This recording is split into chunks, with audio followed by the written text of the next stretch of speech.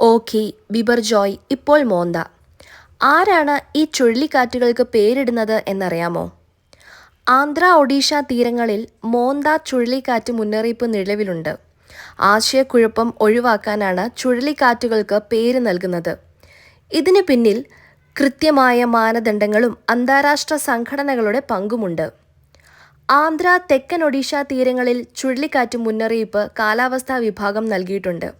27-ന് രാവിലെയോ ബംഗാൾ ഉൾക്കടലിൽ രൂപപ്പെടുന്ന മോന്ത ചുഴലിക്കാറ്റ് ചൊവ്വാഴ്ചയോടെ ആന്ധ്രാപ്രദേശ് തീരത്ത് മച്ചിലിപട്ടണത്തിനും കാലിംഗപട്ടണത്തിനും ഇടയിൽ കാക്കിനടയ്ക്ക് സമീപം തീവ്ര ചുഴലിക്കാറ്റായി മണിക്കൂറിൽ പരമാവധി 110 കിലോമീറ്റർ വേഗതയിൽ കരയിൽ പ്രവേശിക്കാൻ സാധ്യതയെന്നാണ് കേന്ദ്ര കാലാവസ്ഥാ വകുപ്പിന്റെ മുന്നറിയിപ്പ്.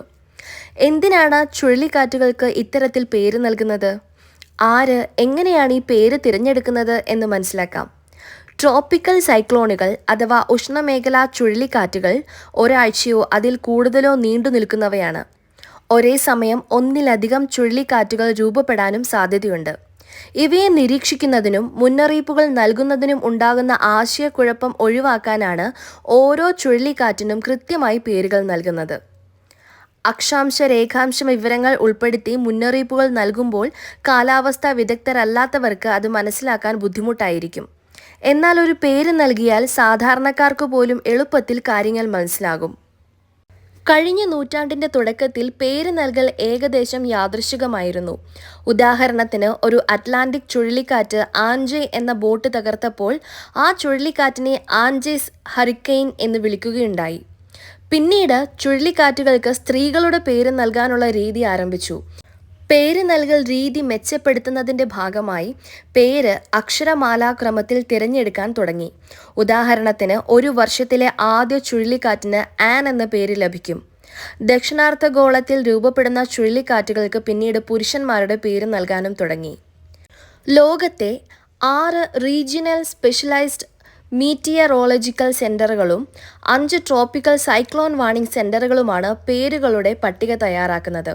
ഇന്ത്യൻ കാലാവസ്ഥാ വകുപ്പ് ഒരു സ്പെഷ്യലൈസ്ഡ് മീറ്റിയറോളജിക്കൽ സെന്ററാണ്.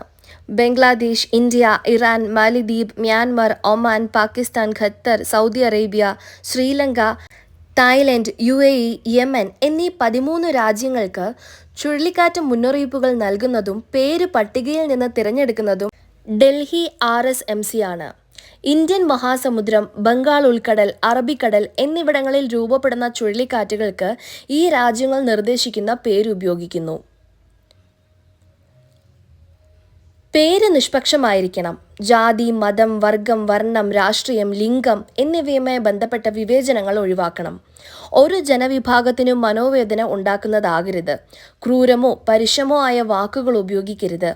പേര് ചെറുതും ഉച്ചരിക്കാൻ എളുപ്പവുമായിരിക്കണം. വെറുപ്പുളവാക്കരുത്.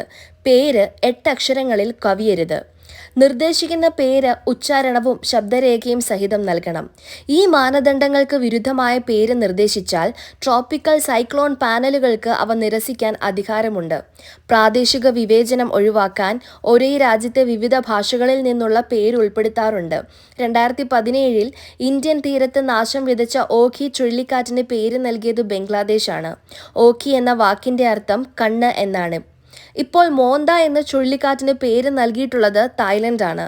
തായ്ലൻഡിന് ശേഷം അടുത്ത ഊഴം UAEക്കാണ്. സെൻ യാർ എന്ന പേരാണ് UAE നിർദ്ദേശിച്ചിട്ടുള്ളത്.